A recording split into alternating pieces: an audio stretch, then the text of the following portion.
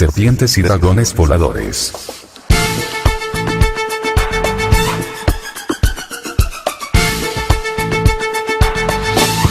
Capítulo 1. Llegada de los protosumerios.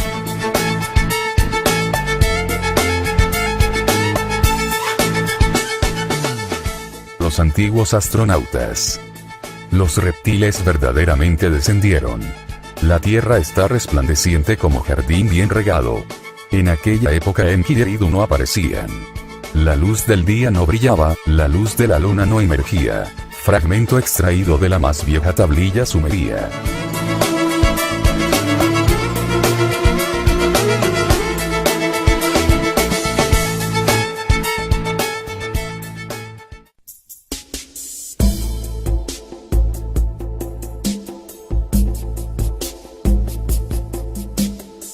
La lista de los reyes sumerio. Uno de los más notables y valiosos documentos históricos es el llamado King List o la lista de los reyes, que registra los nombres de los reyes de Sumeria y la duración de sus reinados, el cual estaba desde el principio de la historia. En una época, en un pasado distante cuando la realeza descendió del cielo, fundó 5 ciudades en el llano de Mesopotamia. Registra una interrupción cuando la inundación cubrió la tierra, un acontecimiento que conocemos como el diluvio o la gran inundación. La lista de los reyes resume cómo la realeza descendió una vez más. Describe a los reyes y la caída de sus reinados, la división de la dinastía Isin, que comenzó a gobernar aproximadamente en 1950 AC. La lista de los reyes atribuye reinados de longitudes legendarias e increíbles a muchos de los primeros reyes antediluvianos. En este sentido, afirma la enorme vida los patriarcas del Viejo Testamento. Mientras vidas y reinados tan largos no pueden ser explicados, existe una consistencia entre las fuentes seculares y religiosas que indican que tenían su propia lógica que aún es apreciada por eruditos actuales. La lista de los reyes ha recibido diversas revisiones entre eruditos. Desde entonces los registros del tercer y cuarto milenios antes de Cristo han sido corroborados separadamente por evidencia arqueológica, y ha sido aceptada por muchos como un valioso documento histórico. En su trabajo Los Sumerios, el profesor Samuel Noah Kramer, decano de estudios sumerios, endosa su valor como herramienta de investigación. Él ha sugerido que la lista de los reyes utilizada con discriminación y la comprensión, nos provee de una estructura histórica de inestimable valor. Mesopotamia, la cuna de la civilización. Nuestra historia no comienza con la creación del mundo. Comienza con la llegada de la vida inteligente a la Tierra, la gente que históricamente conocemos como protosumerios. No se sabe exactamente cuándo vinieron estos antepasados aquí o por qué. Se supone que llegaron aquí antes de la catástrofe mundial llamada el diluvio. Fue mucho antes de la llegada del hombre moderno Homo sapiens. Está generalmente aceptado que estos protosumerios fueron el origen de nuestra civilización occidental, y en que sus principios estaban en el área llamada Mesopotamia, literalmente la tierra entre dos ríos. La llegada de estos dioses se describe en los registros que sus descendientes dejaron atrás: los sumerios, acadios, y las tablillas babilónicas cuneiformes. La tierra conocida como Mesopotamia y la cuna de la civilización, se extiende en su mayor parte sobre los ríos Tigris y Éufrates. Originario de las montañas de Armenia en el norte, los dos ríos se mueven gradualmente bajo un llano ancho y herboso en el Golfo Pérsico. En tiempos remotos esta área era un pantano y laguna artificial, en gran medida como lo es hoy. La introducción de un inmenso sistema de canales para irrigar y drenar la planicie dio lugar a una densa población y al establecimiento de una gran cultura. La parte más baja de Mesopotamia se convirtió en un jardín muy fértil que los sumerianos se referían como Edén, o la morada de los justos fue el sitio y dio el nombre al jardín bíblico conocido como Edén. Mientras que la parte meridional de Mesopotamia vino a ser llamada Sumeria, la parte más lejana de la planicie cercana a la convergencia de los dos ríos más adelante fue llamada Akkad. La ciudad acadia llamada Babilu llegó a ser prominente y dio nombre a la región de Babilonia. Luego del diluvio, las ciudades sumerias fueron reconstruidas y volvieron a establecerse en el llano aluvial de Mesopotamia. puesto que la más antigua de estas ciudades data aproximadamente del 3500 a.C. y fueron construidas en suelo virgen, está claro que no fueron construidas sobre las ruinas de antiguas ciudades. Esto es debido al hecho que las aguas del Golfo Pérsico crecen unos 150 pies, 14 metros aprox. Desde el diluvio, inundando las ciudades antiguas. Esto será discutido más adelante. ¿Qué razón o propósito trajeron a este planeta a estos seres extraterrestres o Anunnakis, como se llaman ellos mismos? No sabemos.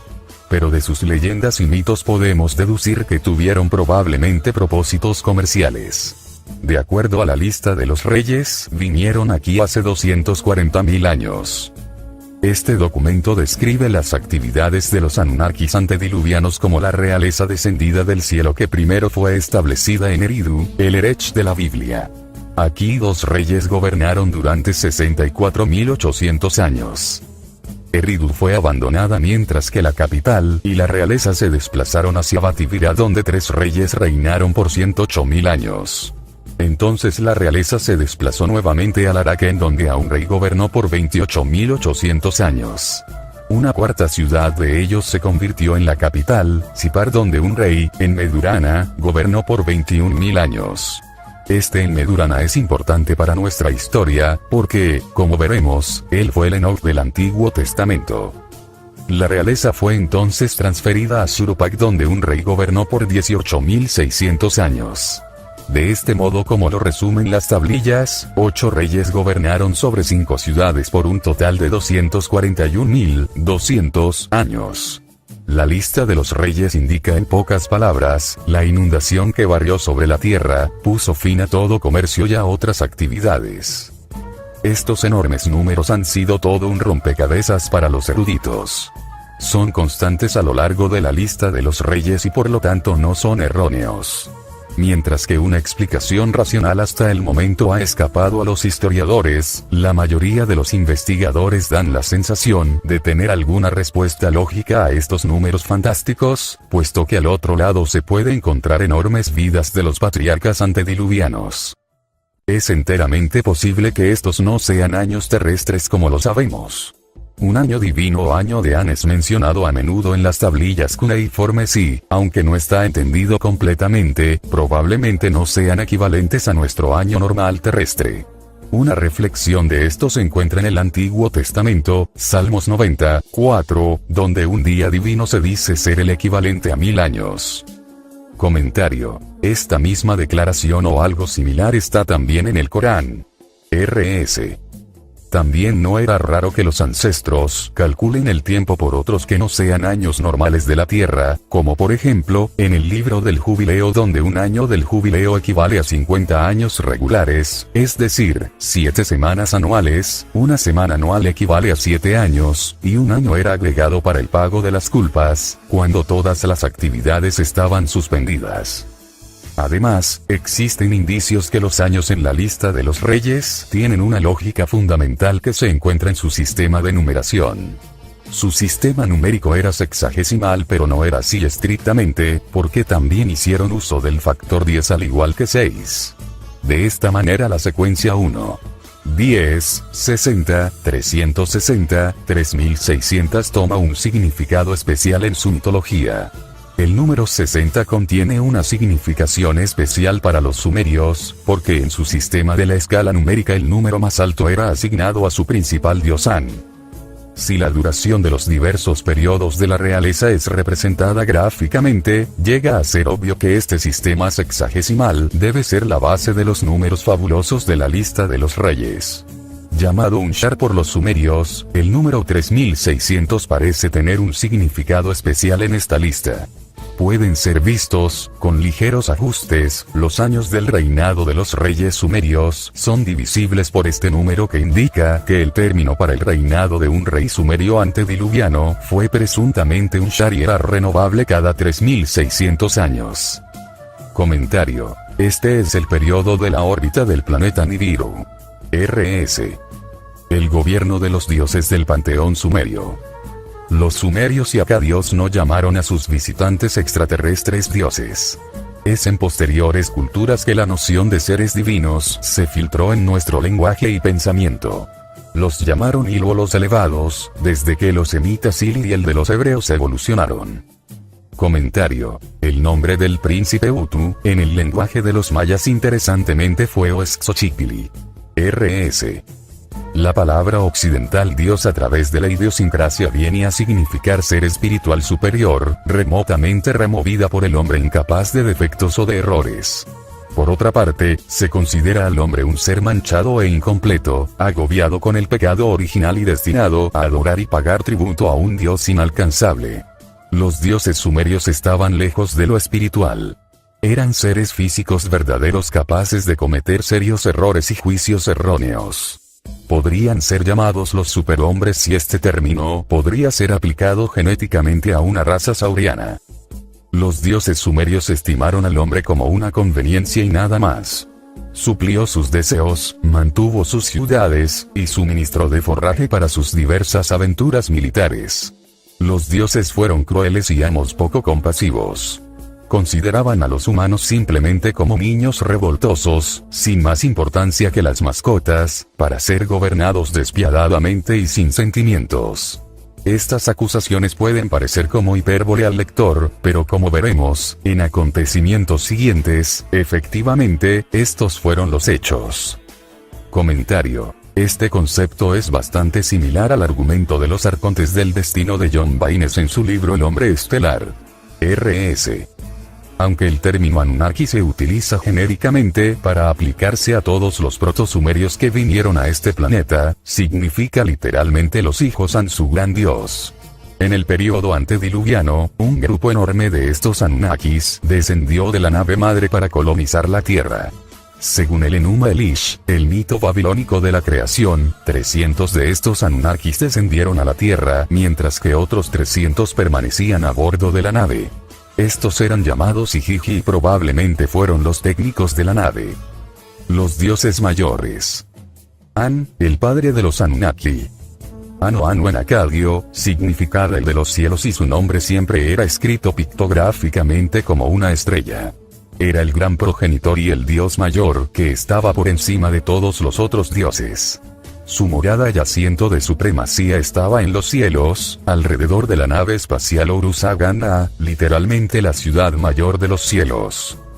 Comentario. Anu en griego / romano era Cronos / Saturno, el hijo de Alalur o Urano / Caelo. Sitchin escribe acerca de cómo Anu y Antu llevaron a cabo un golpe de estado y destronaron a Alalu y Lilitu. La mitología griega agrega una curiosa anotación a esta misma historia, indicando que Urano, antes de usurpar el trono de Saturno, primero castró físicamente a su padre.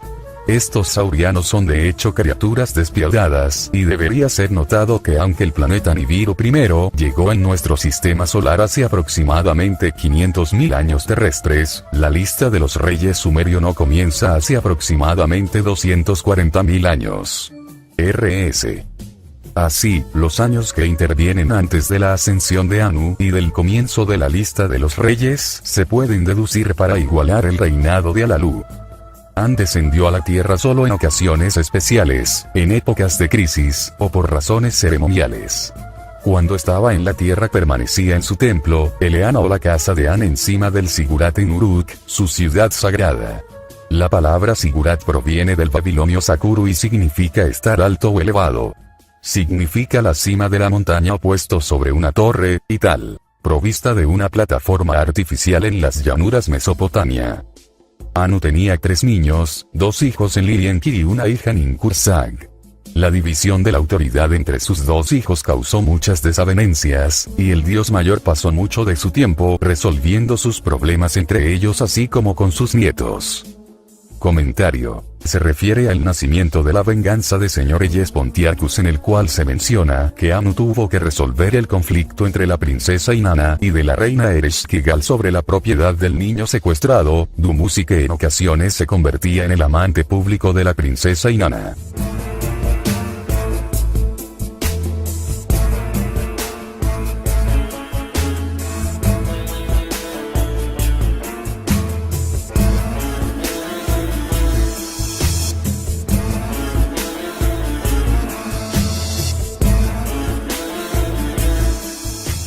Enlil, el jefe de la expedición a la Tierra. Aunque él era el hijo más joven de Am, Enlil se convirtió en el más poderoso dios del panteón sumerio, cercano a An. Literalmente el señor de las órdenes. Enlil fue el gobernador de la expedición de los Anunnakis a la Tierra. Tuvo muchos apelativos que describían su autoridad: señor del cielo y tierra, señor de todas las tierras, dador de monarquías, príncipe del cielo, y jefe de la tierra. Enlil era realmente el arquetipo de Dios para las tierras occidentales de Palestina y Siria, el de los semitas y particularmente el Elohim de la Biblia. Enlil se cercioró de que los decretos del Consejo de Dioses fueran realizados en contra de la humanidad. Lo representan a menudo con arcos y flechas, símbolos de las poderosas armas que tuvo a su disposición para hacer cumplir su autoridad. Enlil detestaba a la humanidad y solamente toleraba a los humanos por ser necesarios para el bienestar de los dioses. Fue Enlil, según la historia sumeriana del diluvio, quien trajo la destrucción de la humanidad porque el ruido de los bulliciosos humanos interfería con su descanso. El templo dedicado a él en Nippur fue llamado Duranki, o el enlace del cielo y la tierra, desde donde dirigió las actividades de la humanidad. Esta estructura se describe en parte en las tablillas cuneiformes como cierto tipo de centro de control o de comunicación. De su templo encima del Ekur en Nippur, fue dicho que él tenía ojos que podían explorar la tierra.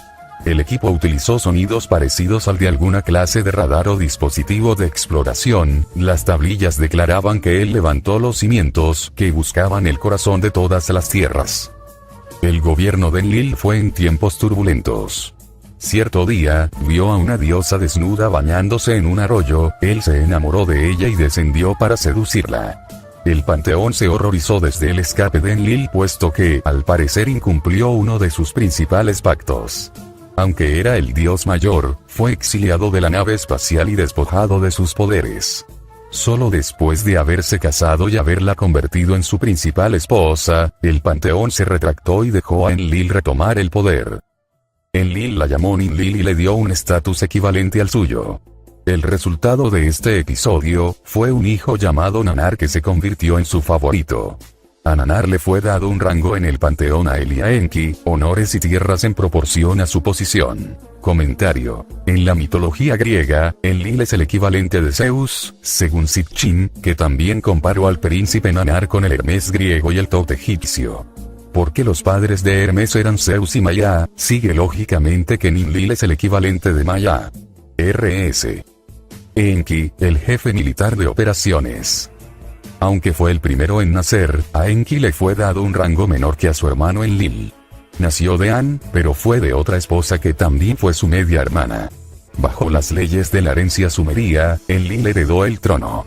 El resentimiento persistente sobre su desheredación y la cada vez mayor competencia sobre quien controlaría las actividades en la Tierra fue la que hizo que Enki entrara en conflicto directo con su hermano.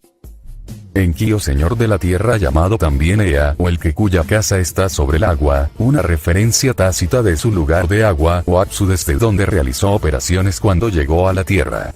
Enki tenía todo para la expedición: ingenieros, científicos, jefe de minas, y el más importantemente, el creador de la humanidad. Como ingeniero principal, supervisó la transformación de los pantanos de Mesopotamia en verdaderos paraísos, planeó y supervisó la construcción de un sistema de canales, los diques de los ríos, y el drenaje de los pantanos. En un poema autoelogioso se jacta de transformar los pantanos en refugio de aves y peces, dirigió la invención y el uso del arado y del yugo, la utilización de animales en la agricultura y la traída de las artes de la construcción a la tierra con el propósito de elevar las ciudades. Enki tuvo muchos adjetivos. Él era el dios de la sabiduría, de la explotación minera, señor de los afluentes de agua, señor del mar y de la construcción naval. Lo retratan a menudo con una corriente y un pez que fluyen por sus hombros, símbolos de su capacidad para proporcionar aguas navegables y asegurar el agua potable en las ciudades de Mesopotamia. Su hogar era Eridu, que quiere decir, hogar construido lejanamente, una referencia velada al hecho de que esto era una colonia. Eridu fue la primera ciudad en la Tierra construida por los extraterrestres y estaba situado al límite de la planicie regada por Edin. Enki amaba navegar y cruzar estas aguas en su barco, al que llamó el ibis o la cabra de los Alpes después de que las cabras ágiles habitaran las montañas circundantes. De esta manera, el ibis y la cabra con cola de pescado se convirtieron en símbolos del dios Enki y aparecen a menudo en los sellos y los monumentos sumerios. Como el dios de las minas, Enki se muestra a menudo con un minero humano que sostiene una barra de metal en un extremo. El metal fue moldeado, en forma de cilindro con un agujero en el centro, llevando en un extremo un mango. También se mostró ocasionalmente con sus dos hijos Hivil y Nergal, que estaban a cargo de actividades en las minas. Pero lo más importante de todo es que Enki es recordado como el dios que creó al hombre y que vino en su defensa contra los caprichos de Enlil. Como creador del hombre, a menudo es mostrado con el árbol o el arbusto de la vida. La serpiente también fue símbolo de Enki, probablemente por su habilidad de cambiar su piel y por lo tanto adquiere algún tipo de inmortalidad. El retrato de la serpiente era un método usado por antiguos artesanos para representar a sus antepasados reptiles. Es también la representación de la serpiente envuelta alrededor del árbol de la vida, el caduceo, vara con dos serpientes y dos alas, símbolo de la medicina, de los griegos. Más adelante los cautivó. Comentario. Este mismo símbolo es utilizado por los médicos incluso hasta hoy. R.S. El caprichoso Enlil es recordado como el dios que trajo el diluvio. Enki es reconocido como salvador de la humanidad por su advertencia oportuna a Noé que venía el desastre. Enki desautorizó la creación del hombre moderno Homo sapiens, que más adelante lo enemistó con Enlil. El antagonismo entre los dos entró en erupción otra vez después del diluvio que mantuvo a sus niños en el Medio Oriente, en un estado de confusión por miles de años. Ninhursag, la jefa médico-militar Ninhursag o señora de la cima de la montaña eran cuatro los dioses mayores. Ella era media hermana de Enki y Enlil. En días anteriores Ninhursag tenía un rango más alto que Enki y precedió su nombre cuando aparecieron juntos. Luego le redujeron su estatus y prácticamente desapareció del panteón como influencia importante o eficaz. Comentario. Del trabajo de Sitchin sabemos que Ninhursag es el equivalente a la diosa egipcia Isis, que a su vez sabemos es la diosa Hera de la mitología griega llamada luego Juno por los romanos. R.S. Quizás fue eclipsada por la estrella de Inanna Ishtar, que hizo que se involucrara en todos los asuntos sumerios y occidentales. En las tierras occidentales tales como Palestina, Siria y Líbano, Ishtar aparece de diversas formas. Como la diosa de la madre que desplazó a Ninhursag. Su papel fue la de diosa del amor o del sexo. También fue conocida por su papel militar como diosa guerrera. Ninhursag también es conocida por muchos otros nombres tales como Minti, señora que da la vida, Ninma, la noble señora, Mamnu, la diosa creadora, nombre de donde proviene nuestra palabra mama. Comentario. En las tierras mayas, la conocían como Pachamama. R.S. A Ninhursag le fue otorgada la ciudad antediluviana de Shurupak, en donde ella gobernó como jefa médico-militar y enfermera principal de los miembros de la expedición. Su símbolo sagrado era el cordón umbilical y el cuchillo usado para cercenarlo.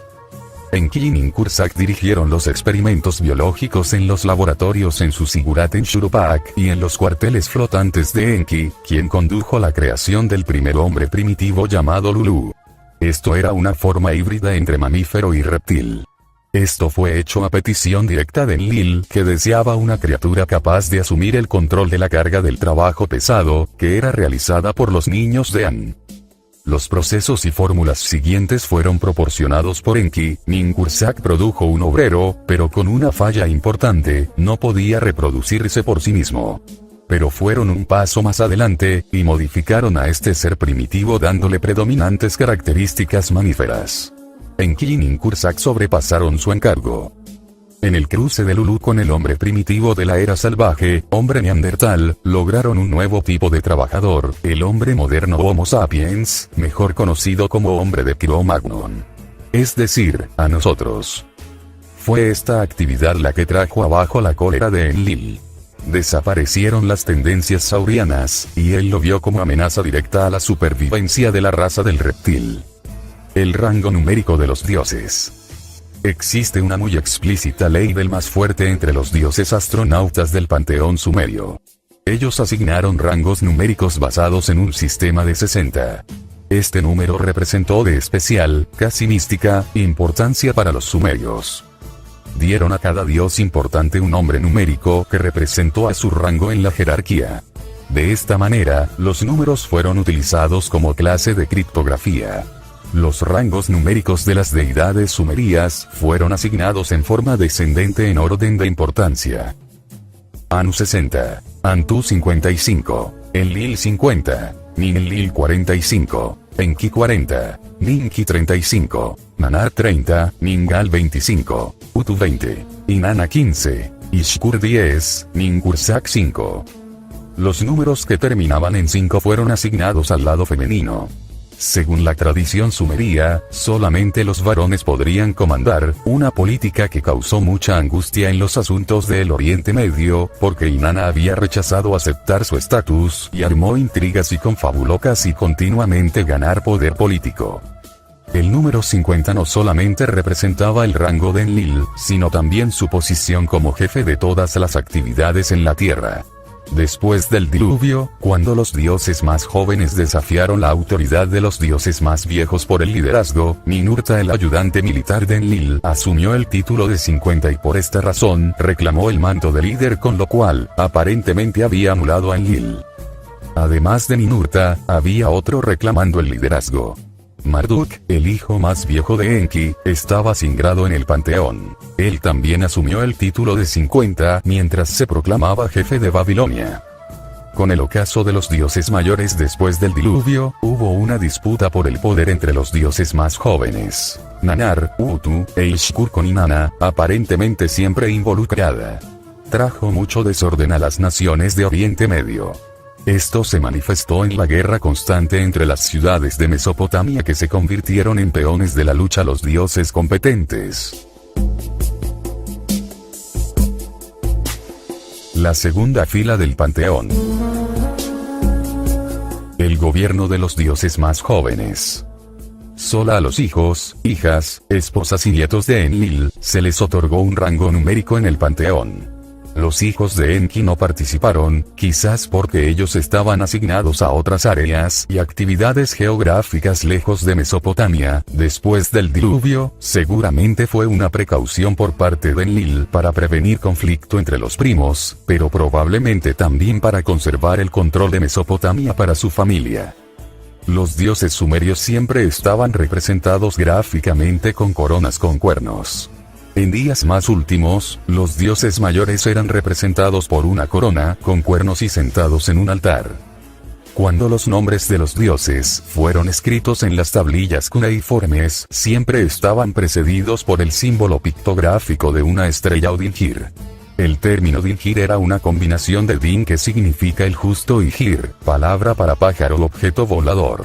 En otras palabras, el símbolo dingir significó que el nombre que siguió era el de un dios que fue separado de la común humanidad por su habilidad para desplazarse en sus carruajes celestiales o naves espaciales. Cada dios tenía su animal y símbolo sagrado. Estos se pueden ver claramente en las piedras limítrofes usadas por las dinastías babilónicas del segundo milenio AC. Nanar, el legítimo gobernante de Mesopotamia, nació de la violación de Ninlil. Nanar, el radiante, era el hijo preferido de Enlil. Después del diluvio le fue asignado todas las tierras de Mesopotamia, Siria y Palestina. Su ciudad sagrada fue Uro, la ciudad capital, y su símbolo sagrado era la media luna. Este símbolo dominó los tiempos postdiluvianos, que más adelante fue adoptado por el Islam, así como la cruz de Shamash fue adoptada por los cristianos. Su nombre semita Sin, la región de Sinaí, fue llamada así después de él. No es en realidad un nombre semita, sino una palabra prestada del sumerio Suenu-Suen, que significa el sabio señor. Puesto que los nombres sumerios se pueden leer de izquierda a derecha, así como el revés, Suen puede ser en Su, el señor Su, quien robó las tablillas del destino de Enlil y fue recuperada por Ninurta con la ayuda de Ishkur y las armas proporcionadas por Enki. Esto es sugerido fuertemente por la notable ausencia de Nanar Sin del mito de Su discutido más abajo. También explica la caída del pecado a favor de ciertas épocas en la historia de Mesopotamia y el desafío de Ninurta para llegar al rango de 50. Utu, jefe del complejo espacial. Utu el resplandeciente era nieto de Enlil y fue gemelo con Inanna nacidos de Nanar.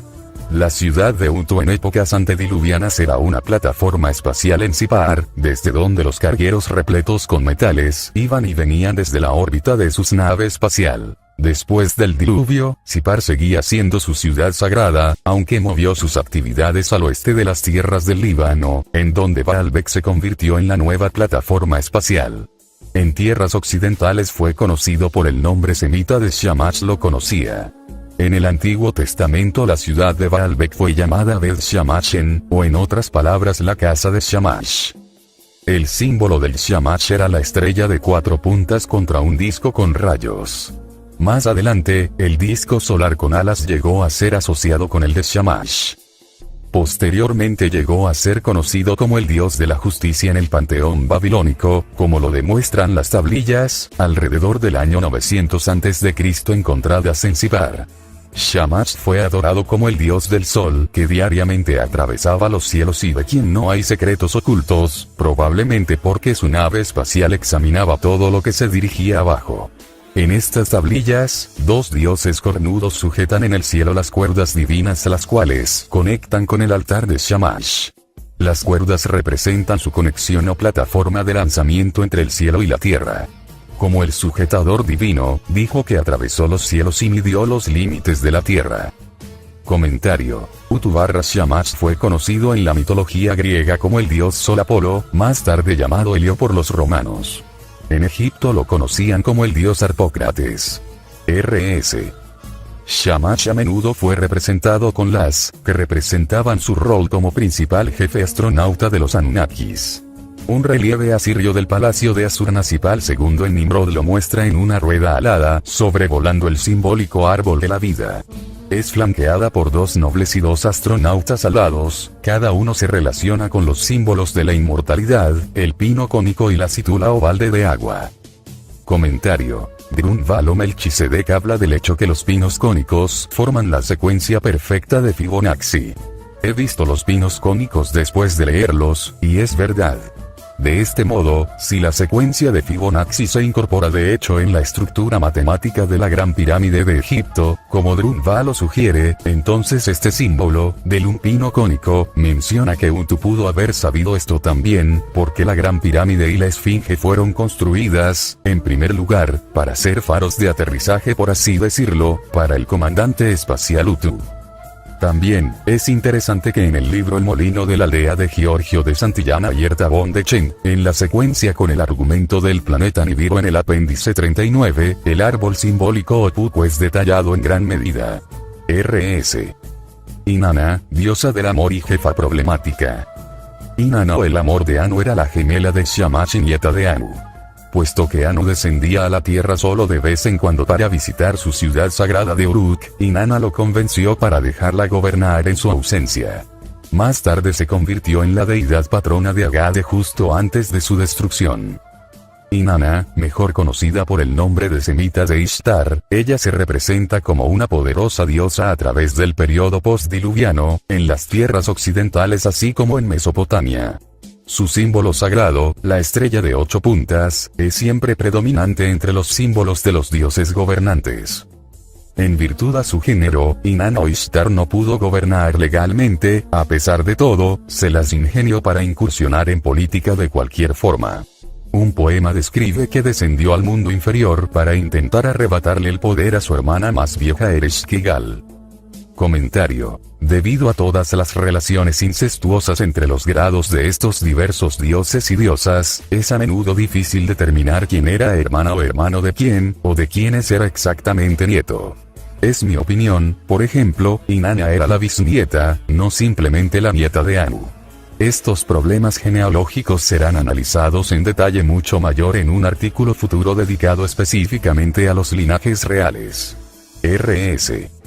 Otro mito relata cómo ella manejó con engaños a Enki para que le diera algunas de las tablillas del destino, o mes las cuales le dieron la autoridad y significó instalarse como gobernante de Uruk. En el famoso poema de Gilgamesh él le ofrece favores al héroe del poema quien gentilmente rechaza su ofrecimiento, por esta razón se enfureció de tal modo hasta el punto que intentó destruir a Gilgamesh. La imagen presentada por la literatura sumeria y babilónica es una mezcla única. La diosa del amor por un lado, y el guerrero militar por el otro. Ella no solo interfería en los asuntos de Mesopotamia, sino también dominaba al panteón de las tierras occidentales de Palestina, Líbano, Siria, y Anatolia, en donde la conocían bajo varios nombres tales como Ishtar, Astoret, Astarti, Aserá, y Anat, entre otros. Inanna era el prototipo para las guerreras, la diosa del amor, en el área mediterránea. Se convirtió más adelante el modelo para las dos diosas griegas, Palas Atenas y Afrodita. Comentario: esto es ligeramente incorrecto. En la mitología greco-romana, Inanna era conocida como Afrodita/Venus, así como Hathor, en Egipto. Atenas era una diosa enteramente diferente, una diosa guerrera que dio su nombre a la ciudad de Atenas, y su consorte el dios guerrero greco-romano Hephaestus/Vulcano/Tipón. Estos dos guerreros eran conocidos en Egipto, respectivamente, como Sekhet y Anta. Desde un punto de vista de la lingüística nibiruana, podrían ser referidos como el varón Ninurta y la varonesa Bau. R.S. Ishkur, señor de Anatolia y dios del Antiguo Testamento. El hijo más joven de Enlil, Ishkur, el de la tierra de la montaña Anatolia, fue asignada como su dominio. Ishkur intentó algunas incursiones en la política de Mesopotamia, pero sobre todo limitó sus actividades a intentar extender su esfera de control e influencia sobre Palestina o Canaán. Comentario: no olvidar que Anatolia era la tierra de las Amazonas y de los Lesbos, el legendario origen de las diosas, quienes se rebelaron contra el emperador y la emperatriz, provocando que Eva fuese creada por el principal médico militar y la genetista, la reina Ninkursag/Isis. Para detalles adicionales, vea el material de Sitchin.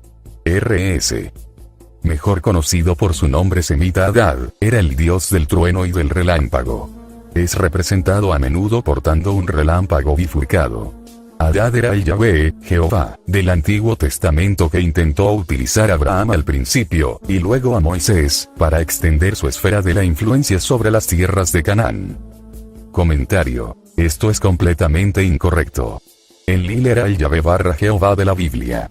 Y este redactor toma el gran ensayo del último libro de Secharías Sitchin, Encuentros Divinos, capítulo final, para desvincular el Yahvé de la tradición judía del panteón de nibiruano. R.S. Las tablas nibiruanas del destino. El control sobre las operaciones de las ciudades y las actividades de la humanidad fueron realizadas a través de un sistema de directivas y fórmulas llamadas mes en sumerio. El significado exacto de la palabra se ha perdido en antigüedad, pero parecía denotar un conjunto de reglas o regulaciones asignadas a cada entidad y fenómeno para mantenerlo funcionando con éxito. Comentario: estos mes son discutidos por Sitchin en gran detalle en La guerra entre dioses y hombres, así como por los autores del Molino de la Aldea, apéndice 39. R.S. A veces parecen ser objetos físicos que uno podría tomar y llevar. La posesión del me le da al propietario control absoluto sobre ciertos aspectos de la vida o del comportamiento. Quizás eran algo como nuestro actual chip de computadoras, en la cual los datos y órdenes sí fueron inscritos y utilizados para activar alguna pieza del equipo. En la leyenda Enki y el orden mundial, el mes parece controlar una nave bajo las órdenes de Enki. En esta historia, Enki es descrito como el señor que conduce el gran mes. El mes estaba en posesión de Enki y fue lanzado gradualmente y con moderación para beneficiar a la humanidad. Nuestra fuente primaria de información sobre ellos es la historia Inanna y Enki, donde la civilización es dividida en 100 elementos, cada uno de los cuales necesitaba un me para mantenerlo funcionando. Unos 60 extraños mes son legibles en esta leyenda e incluyen, por ejemplo, la realeza, oficina sacerdotal, la sabiduría, el consejo, la paz, el juicio, la falsedad, el arte, los instrumentos musicales, las armas, difamación, la prostitución, la ley, y la destrucción de ciudades. Esta leyenda se refiere al exitoso intento de Inanna de extraer algunos de estos mes de Enki. Según la historia, Enki había preparado una fastuosa fiesta para entretener a la bella pero ambiciosa nieta de Anu. Viendo que Enki había bebido demasiado y estaba ebrio, la aprovechada Inanna vio su oportunidad y le preguntó a Enki por los 7 principales mes, los cuales él tontamente concedió. Estos mes abarcaban las funciones necesarias para mantener en funcionamiento una ciudad, por ejemplo, cómo dirigir un templo, el arte de la guerra y las armas, música y los artes, de la escritura y las matemáticas, y muchas de las artes en madera y del metal. Comentario. No olvidar que Utu era el amante secreto de Inanna y conocido eventualmente como el dios de la música y las canciones y el inventor de la flauta y la lira. Ella probablemente le dio los secretos de la música, que obtuvo del engaño a Enki. R.S. Luego, cuando Enki se desembriagó, se dio cuenta de lo que había hecho y envió a su chambelán por el más rápido barco del cielo para perseguir a la escurridiza Inanna y recuperar los mes. Inanna se las ingenió para ser más lista que el mensajero de Enki, sin embargo, cuando llegó a su ciudad adoptiva de Uruk, fue muy aclamado por la población. Inanna se jactó de todos los propósitos prácticos, ahora era una gobernante y tenía la investidura y autoridad oficial de un monarca. Este mes conferiría no solamente autoridad al poseedor sino también absoluto poder, haciendo al dueño de cierto mes impenetrable a las armas. Estos atributos están descritos en la historia sumeria, la leyenda de Su. Como criado de Enlil, Su tramó una revolución en el palacio, intentando apoderarse del control de las tablas del destino que Enlil irresponsablemente dejó sin vigilancia. Previamente fue sugerido que el culpable de intentar un golpe de estado probablemente no fue ningún otro que Nannar-Sin. Como Enlil tomaba un baño, Su concibió la idea de robar el mes o las tablas del destino, afirmando que estos decretos divinos le darían control sobre los Anunnakis y la humanidad y lo colocarían al comando del panteón. Su cumplió su cometido y escapó con las tablillas. El panteón estaba en un completo alboroto por este alarmante acontecimiento. Enlil ordenó que alguien debería recuperar el mes para evitar que Su usurpara la autoridad de los dioses. Pero parecía que el mes también hizo a Su impenetrable, dándole la capacidad de desviar y de anular todas las armas enviadas contra él. Las flechas estallaban, sonando como misiles, estas fueron lanzadas contra él pero desviadas por alguna clase de campo de fuerza alrededor de la montaña reducto que Su había fortificado. Finalmente, Enki forjó una nueva arma especial en su laboratorio. Le fue dado a Ninurta, el asistente militar de Enlil, quien finalmente derrotó a Su y lo trajo de nuevo a la nave para que sea juzgado. Así terminó la peor amenaza jamás experimentada por el gobierno de los dioses sumerios. Comentario. Sitchin hace a Su igual a Marduk. Véase su libro Las guerras entre dioses y hombres. R.S. La presencia de símbolos similares de autoridad son mencionados en las Sagradas Escrituras donde a menudo se indica que la posesión de ciertos nombres divinos concedían poderes extraordinarios. ¿Eran los mes de los sumerios iguales a los nombres divinos de las Sagradas Escrituras?